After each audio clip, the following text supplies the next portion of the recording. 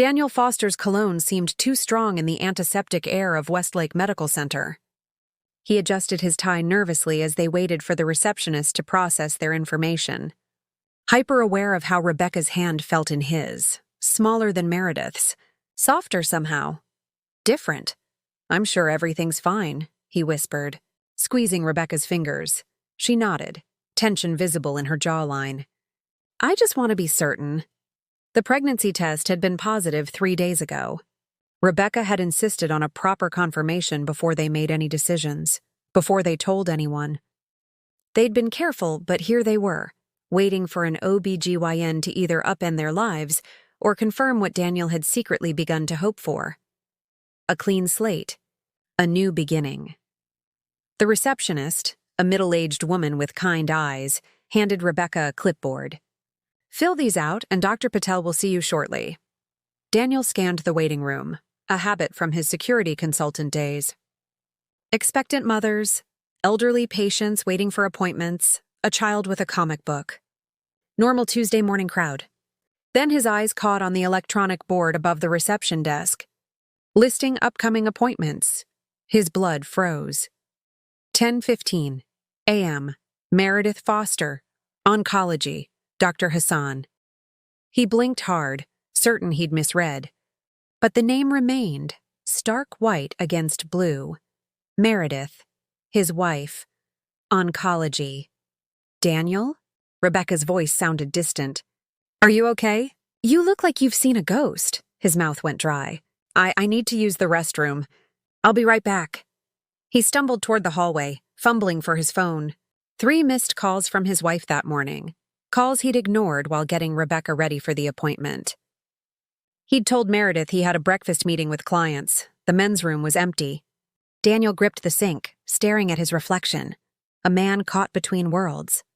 43 years old, successful career, 18 years of marriage, and a 6-month affair with a woman 15 years his junior. And now, this. His phone vibrated. A text from Meredith, test results came back. "Need to talk." "Where are you?" The door swung open. Daniel straightened, splashed water on his face, and nodded politely at the elderly man who entered. As he stepped back into the hallway, a familiar laugh echoed down the corridor, Meredith's laugh, though it sounded strained. Daniel pressed himself against the wall, peering around the corner. There she was, talking with a doctor in a white coat outside an examination room. Her dark hair was pulled back in a neat ponytail, the way she always wore it for important meetings. She was nodding, her hand clutching a folder. Daniel's heart hammered. He couldn't be seen. Not here, not now. Not with Rebecca 20 feet away, potentially carrying his child. He ducked back, mind racing. The service stairs were nearby. He could circle around, make an excuse to Rebecca, get them out of here before... Daniel? He turned to find Rebecca standing behind him, concern etched across her features. "What's going on?" "You look terrible." Before he could answer, Meredith's voice drifted closer. She was approaching. "I can't be here," Daniel whispered urgently. "We need to go, now." "But our appointment, Mr. Foster?" A nurse appeared, clipboard in hand. "We're ready for Ms. Chen." 3 things happened simultaneously. Rebecca turned toward the nurse, Meredith rounded the corner, and Daniel's carefully constructed double life collapsed in the sterile hallway of Westlake Medical Center. Meredith stopped mid-sentence, her conversation with the doctor forgotten as she registered the tableau before her. Her husband, pale-faced and panicked, a beautiful young woman standing too close to him, and a nurse calling his name. "Daniel?" Meredith's voice was barely audible. Her eyes moved from his face to Rebecca, then to the sign on the wall. Obstetrics and gynecology. Understanding dawned in her eyes. The folder she was holding slipped from her fingers, papers spilling across the polished floor. Dr. Hassan bent to retrieve them, but Meredith remained frozen, her gaze locked with Daniel's. "Mirror," Daniel started, but the word died in his throat. "Ma'am?" the nurse said to Rebecca. "We're ready for you." Rebecca looked between Daniel and Meredith, comprehension spreading across her face. "You're his wife," she said quietly. Meredith's lips parted, but no sound emerged. Then, without a word, she turned and walked away, leaving the scattered papers on the floor. Daniel stood paralyzed, caught between following his wife and staying with Rebecca, who looked suddenly young and vulnerable in the harsh hospital lighting. Dr. Hassan straightened with the gathered papers, glancing awkwardly between the retreating figure of Meredith and Daniel. "Perhaps you should go after her, Mr. Foster," he said gently. "Those test results. She shouldn't be alone right now." A cold dread crept through Daniel's veins. "Test results? I'm sorry, I thought you knew." The doctor lowered his voice. "Your wife has cancer." 6 months earlier, Daniel had been happy, or at least, he'd believed he was. Meredith and Daniel had built what appeared to be the perfect life, a restored Victorian in Portland's West Hills, successful careers, and a wide circle of friends who envied their seemingly effortless partnership. He'd founded his security consulting firm 12 years ago. She'd worked her way up to chief curator at the Portland Museum of Modern Art. They traveled, entertained, and completed each other's sentences. They'd tried for children early in their marriage. After 3 miscarriages, they'd stopped trying. The nursery they'd eagerly prepared was converted to a home office. They never spoke of it. The first cracks appeared gradually. Small disappointments accumulated. Conversations grew shorter. Sex became infrequent, then perfunctory. They moved through their home like polite strangers, orbiting around each other without connecting. Daniel buried himself in work. His firm was expanding, taking on international clients. The Cascade Towers project came at the perfect time, a massive mixed-use development that would redefine Portland's skyline. The developer, North Star Properties, needed state-of-the-art security systems for the entire complex. That's how he met Rebecca Chen. She was brilliant, North Star's youngest-ever project manager, MIT-educated, with a sharp mind and direct manner that cut through corporate pretense. During their first meeting, she challenged his initial security proposal, pointing out vulnerabilities he'd overlooked. Rather than feeling threatened, Daniel had been invigorated. "You actually read the whole thing," he'd said, impressed. Rebecca had smiled. "I actually understand the whole thing." Their working relationship evolved through late nights reviewing blueprints, discussing threat assessments, and reimagining what modern urban security could look like. She thought like him, 3 steps ahead, always considering angles others missed. The night everything changed, they'd been alone in the North Star conference room past midnight. Rain lashed against the windows as they finalized the security schematics for the residential tower. "We should probably call it a night," Daniel had said, rubbing his eyes. Rebecca stretched, her silk blouse rising slightly to reveal a strip of skin above her tailored pants. "One more section. We're almost there." He'd caught himself looking and glanced away. "Meredith's probably wondering where I am." "Has she texted?" No. Rebecca had given him a long look. "Would she?"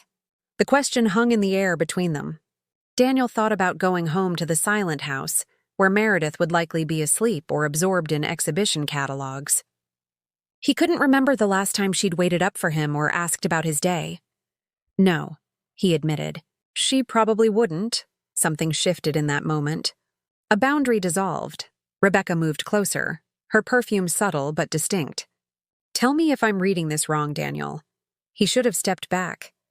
Should have gathered his papers and left. Instead, he'd leaned forward and kissed her. What began that night quickly deepened into something that felt more significant than a simple affair. Rebecca was 30, ambitious, and uncomplicated in her desires. With her, Daniel felt necessary again, valued, alive. They were careful at first. Hotel rooms, discreet dinners in restaurants where they wouldn't be recognized. As months passed, they grew bolder. Rebecca's downtown apartment became their sanctuary, a modern space filled with light and possibilities. The lies came easily. Business trips, late client meetings, weekend conferences. Meredith rarely questioned his absences. When guilt surfaced, Daniel quieted it with a simple rationalization. His marriage was already over in all the ways that mattered. He and Meredith were just going through the motions. He never stopped to consider that Meredith's emotional distance might have reasons beyond falling out of love. Stage 3 ovarian cancer. Dr. Hassan had said, his voice compassionate but clinical. We caught it later than I would have liked, but there are excellent treatment options available. Meredith sat in her car in the hospital parking garage, engine off, staring at nothing. The diagnosis had been delivered 3 days ago, but she'd needed additional tests to determine the extent of the disease. Tests whose results now lay scattered on a hospital floor, while her husband stood with another woman, a pregnant woman, outside an obstetrician's office.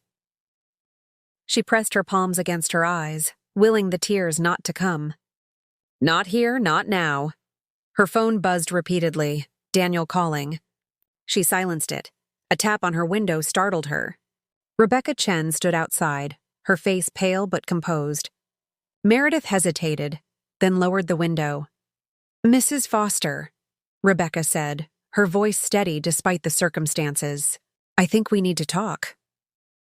Meredith studied the younger woman, beautiful in an effortless way, with intelligence behind her eyes. I don't think we have anything to discuss. I disagree. Rebecca's tone was respectful but firm.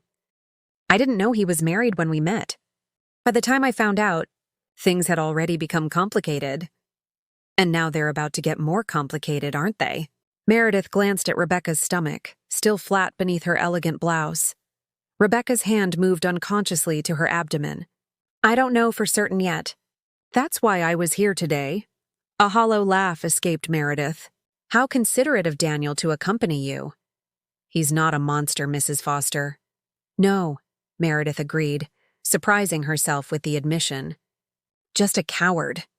They regarded each other in silence, two women connected by the same man, standing at opposite ends of entirely different crises.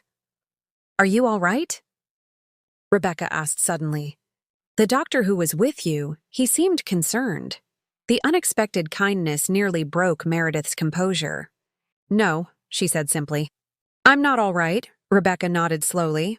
Neither am I. After a moment, she added, He doesn't know where you went. He's looking for you. Let him look, Meredith replied, turning the key in the ignition. I need time to think. What are you going to do? Meredith considered the question. What indeed? File for divorce while battling cancer? Fight for a marriage that had been hollow for years? The enormity of her situation pressed down on her. I don't know yet, she admitted. But whatever I decide, it will be on my terms, not his. As she drove away, Meredith caught a final glimpse of Rebecca in her rearview mirror, a solitary figure standing in the concrete structure, looking as lost as Meredith felt. Daniel found her 3 hours later at Selwood Park, sitting on a bench overlooking the Willamette River. He approached cautiously, as if she were a wild animal that might bolt. Mer, he said, his voice cracking. I've been looking everywhere for you. She didn't look at him. How did you find me? You always come here when you're upset. He hesitated. You came here after the last miscarriage. The mention of their lost children sent a sharp pain through her chest. Don't bring that up. Not now. I'm sorry. He remained standing, hands shoved in his pockets. Dr. Hassan told me about the diagnosis. Meredith finally turned to face him. And I want to be there for you. Whatever you need, treatment, specialists, anything. We'll fight this together. We? She laughed bitterly. There hasn't been a we for a long time, Daniel. You made that abundantly clear today. He flinched. I never meant to hurt you, but you did. And now your girlfriend is pregnant. Daniel's face registered shock. She told you? She didn't have to. I saw where you were. I'm not stupid. He sat down heavily beside her, maintaining a careful distance. I don't know what to say. Then don't say anything. Meredith gazed back at the river. I need you to leave me alone right now. I have more important things to deal with than your infidelity.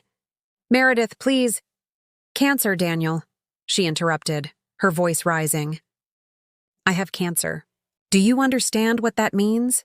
While you were building a new life with her, my body was betraying me. Every time you lied about working late, I was ignoring symptoms because I was too wrapped up in trying to figure out why my husband stopped loving me. Daniel's face crumpled. I never stopped loving you. Don't, she warned. Don't you dare say that to me today. They sat in silence, watching the water flow past. Finally, Meredith spoke again, her voice calmer. I need time, Daniel. I need to focus on my health right now. Not on us, not on her. Not on whatever mess you've created. What are you saying? I'm saying go stay with a friend. Or with her. I don't care, but I need our house to myself while I figure out my treatment plan. He started to protest, then stopped himself. Okay, if that's what you want. It's what I need, she corrected. There's a difference. As Daniel walked away, shoulders slumped in defeat, Meredith felt no triumph. No vindication. Only a hollow exhaustion and the weight of battles yet to come. Rebecca sat cross-legged on her living room floor, surrounded by architectural models for the Cascade Towers project. Work had always been her refuge, her constant. Even now, with her life imploding around her, she found comfort in scale models and blueprints. The pregnancy test from the hospital had confirmed what the home test suggested. 8 weeks along, a life growing inside her while the framework of her own existence collapsed. Her phone chimed with another message from Daniel, the 12th since yesterday. She ignored it, just as she had all the others. What was there to say? Their relationship had been built on half-truths and omissions. Now, facing the full reality, she needed distance to think clearly. The doorbell rang. Rebecca remained still, hoping whoever it was would leave. When it rang again, more insistently, she sighed and stood up. Daniel stood in the hallway, unshaven and disheveled. Please, he said before she could speak. 5 minutes. That's all I'm asking. She hesitated, then stepped aside to let him enter. He stopped short at the sight of the models covering her living room floor. The East Towers residential layout, she explained unnecessarily. I've been making adjustments. At midnight? She shrugged. I couldn't sleep. Daniel moved carefully around the perimeter of the room, maintaining distance between them. The hospital confirmed it, didn't they? Rebecca nodded. 8 weeks. He closed his eyes briefly. And you're sure it's... Yes, she cut him off. It's yours. I didn't mean... Yes, you did. She crossed her arms. And you're right to ask. You barely know me when it comes down to it. The truth of her statement hung in the air. What did they really know about each other beyond professional competence and physical compatibility? Their relationship had existed in a vacuum, hotel rooms and her apartment, removed from the realities of daily life. That's not true, Daniel said. But his protest lacked conviction. Rebecca gestured toward the couch.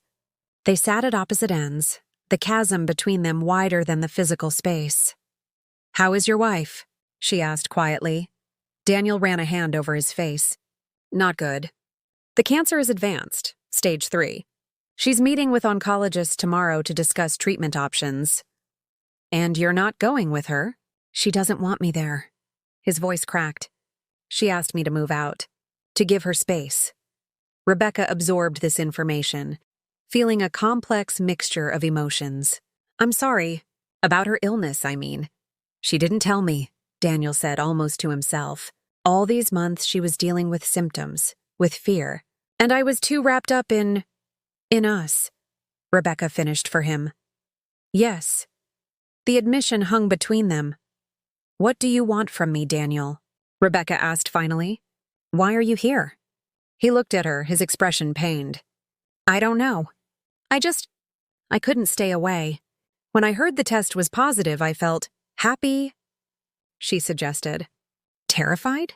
Trapped? All of those things, he admitted. But also, responsible. I want to do right by you, by our child. Rebecca stood and walked to the window, looking out at Portland's skyline. And by Meredith? How do you plan to do right by her while she's fighting for her life? Daniel had no answer. I don't need saving, Daniel, Rebecca continued, turning back to face him. I'm financially secure. I have a support system. I can raise this child with or without you. Is that what you want? To do this alone? She considered the question carefully. No. Ideally, I'd want my child to have a father who's present and involved. But I won't be a consolation prize, and I won't let this baby be one either. What are you saying? I'm saying you need to figure out what you really want. Who you really are. Her voice was steady. Your wife needs you right now, whether she admits it or not. And I refuse to be the reason you abandon her during the fight of her life. Daniel looked stricken. I'm not abandoning her. I offered to help with her treatment, to be there for appointments. While what? Sneaking away to play house with me and the baby? Building a life in compartments? Rebecca shook her head. That's not a life, Daniel. That's a lie. So what do we do? Rebecca sat back down, suddenly exhausted. We pause. You focus on Meredith right now.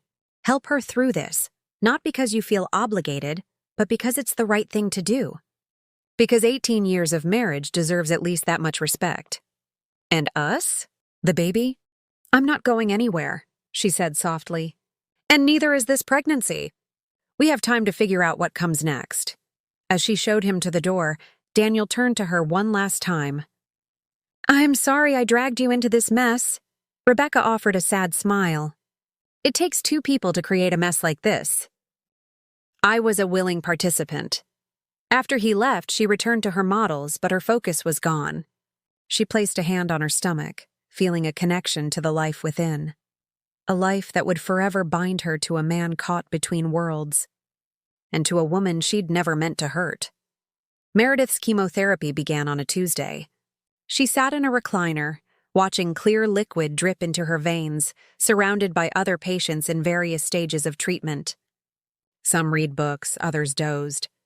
A few chatted quietly with family members who had come to keep them company. She had come alone, declining Daniel's repeated offers to accompany her. Their communication over the past 3 weeks had been minimal, terse texts about practical matters, brief phone calls when necessary. He was staying at a hotel downtown, giving her the space she'd requested. First time?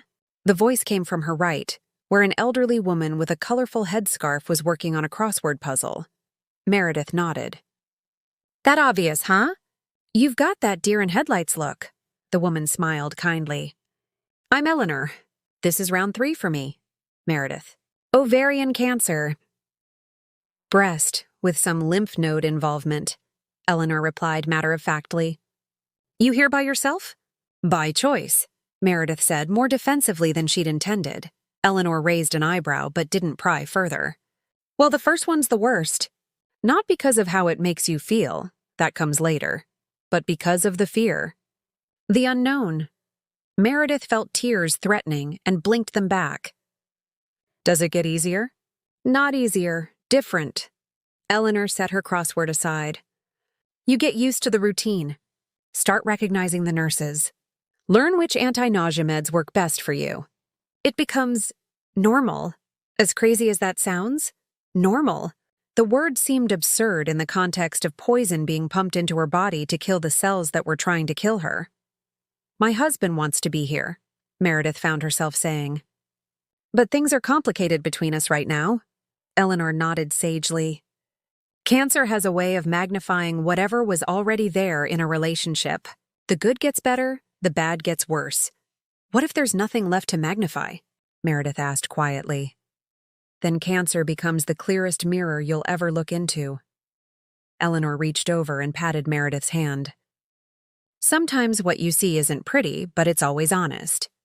The conversation shifted to lighter topics. Eleanor's grandchildren, Meredith's work at the museum, a reality show they both secretly enjoyed. By the time Meredith's session ended, she felt something she hadn't expected, a tenuous connection to this new, unwanted world she'd been thrust into. As she gathered her things to leave, Eleanor called after her. Bring him next time. Who? Your husband. Even if things are complicated. Eleanor's eyes were kind but direct. Cancer is a solo journey in many ways, but having someone hold your hair back when you're throwing up at 3 a.m., that matters. Meredith thought about those words as she drove home, fatigue already settling into her bones. The house felt emptier than usual, the silence more oppressive. She wandered from room to room, looking at the life she and Daniel had built. The photographs from happier times, the souvenirs from trips they'd taken, the books they'd shared. In his home office, she found herself opening drawers, not sure what she was looking for until she found it, a small black velvet box tucked in the back of his desk. Inside was a pendant she'd never seen before, an intricate silver tree of life with a small diamond at its center. The gift tag read, "For Rebecca, a new beginning." "All my love, Daniel." Meredith snapped the box shut, a fresh wave of anger washing over her. Even now, with everything happening, he was planning a future with someone else. Building a new life while hers crumbled around her. She was still holding the box when the doorbell rang. Through the peephole, she saw Rebecca Chen standing on her porch, looking nervous but determined. Meredith considered pretending she wasn't home. But something, perhaps Eleanor's words about honesty, compelled her to open the door. "This is inappropriate," Meredith said by way of greeting. Rebecca nodded. "I know. I debated for days whether to come." "Why did you?" "Because I think you deserve the truth." "All of it," Rebecca hesitated. "May I come in? Just for a few minutes." Against her better judgment, Meredith stepped aside. They moved to the living room, where Meredith sank gratefully onto the couch, her energy already flagging from the day's treatment. "You had chemotherapy today," Rebecca observed, noticing the hospital bracelet still on Meredith's wrist. "First session? How was it?" Meredith laughed humorlessly. "Exactly as pleasant as you'd imagine having poison injected into your veins would be." Rebecca winced. "I'm sorry." "That was a stupid question. Why are you here?" Meredith asked again, too tired for pleasantries. Rebecca took a deep breath. "Daniel doesn't know I'm here. He'd probably be furious if he did. That makes two of us." "Fair enough." Rebecca squared her shoulders. "I came to tell you that I've decided to move to Seattle. North Star is opening a new office there, and they've offered me the position of regional director." Meredith blinked, surprised. "Congratulations. It's not just a career move," Rebecca continued. "I think it's better for everyone if I put some distance between myself and this situation." "You mean between yourself and my husband?" Meredith clarified. "Yes." "What about the baby?" Rebecca's hand moved instinctively to her stomach. "I'm keeping it. But I don't expect anything from Daniel." Meredith found herself studying the younger woman more carefully. "That's very noble of you." "It's not nobility," Rebecca said firmly. "It's self-preservation. I won't build a life on someone else's ruins." The statement hung in the air between them, unexpectedly resonant. "He loves you, you know," Rebecca added quietly. "He may not remember how to show it, but he does." Meredith felt a surge of anger. "You don't get to tell me about my husband's feelings." "You're right. I overstepped." Rebecca stood. "I should go. I just wanted you to know my plans, and to say," she hesitated, "to say I'm sorry. Not just for the affair, but for your diagnosis. No one deserves what you're going through."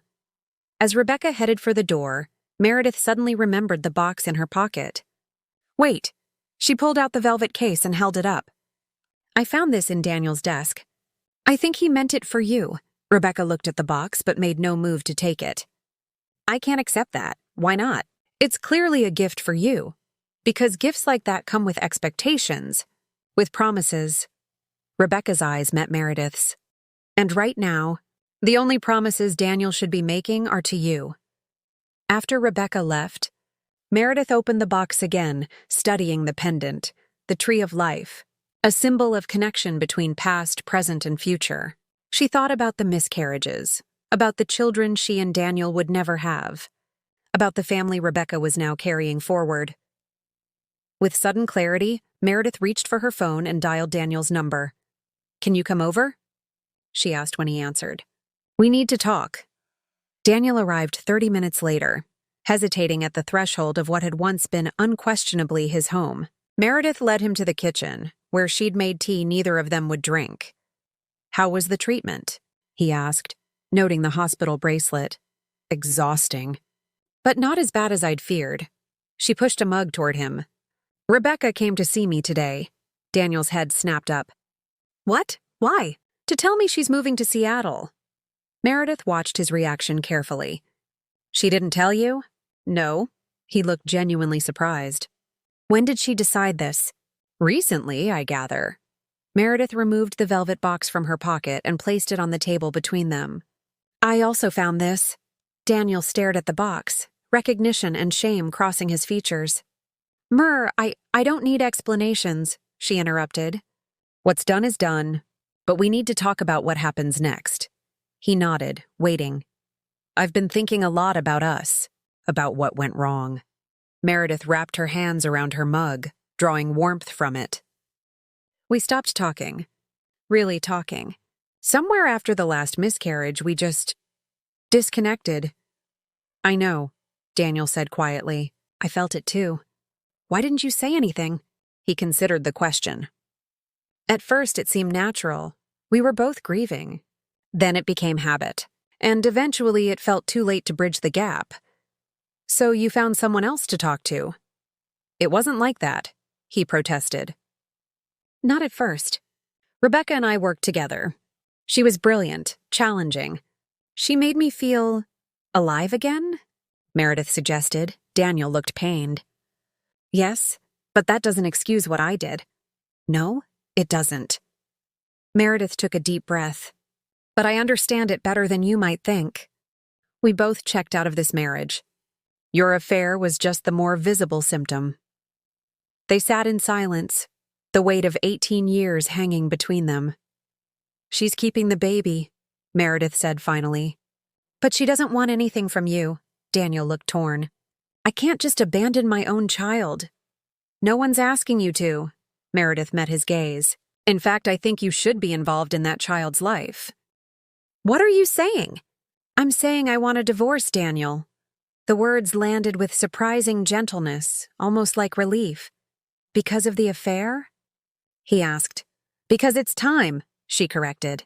Cancer has a way of clarifying things. I don't want to spend whatever time I have left in a marriage that stopped working years ago. Daniel's eyes filled with tears. Meredith, you're going to beat this. You're the strongest person I know. Maybe, she shrugged. But either way, I want to live honestly. No more pretending. What about your treatment? You shouldn't be alone right now. I'm not asking you to disappear from my life, Daniel. Just to redefine what we are to each other. Meredith reached across the table and took his hand. You were my best friend before you were my husband. I'd like to find a way back to that friendship. Daniel squeezed her hand, his voice thick with emotion. Anything. Whatever you need. Right now, I need a friend who will drive me to chemo appointments and make sure I take my anti-nausea meds. She attempted a smile. Think you can handle that? Yes, he said firmly. And anything else you need. Always. 3 months later, on a rare sunny February day, Meredith stood with Daniel in the small office of their lawyer, signing the final divorce papers. Her hair was growing back in patches after the completion of her first round of chemotherapy. The treatments had been brutal but effective. Her cancer was responding, the tumors shrinking. There would be more chemo, possibly surgery, but her oncologist was cautiously optimistic. Daniel had kept his promise, showing up for every appointment, researching clinical trials, and even joining a support group for caregivers. Their relationship had slowly transformed.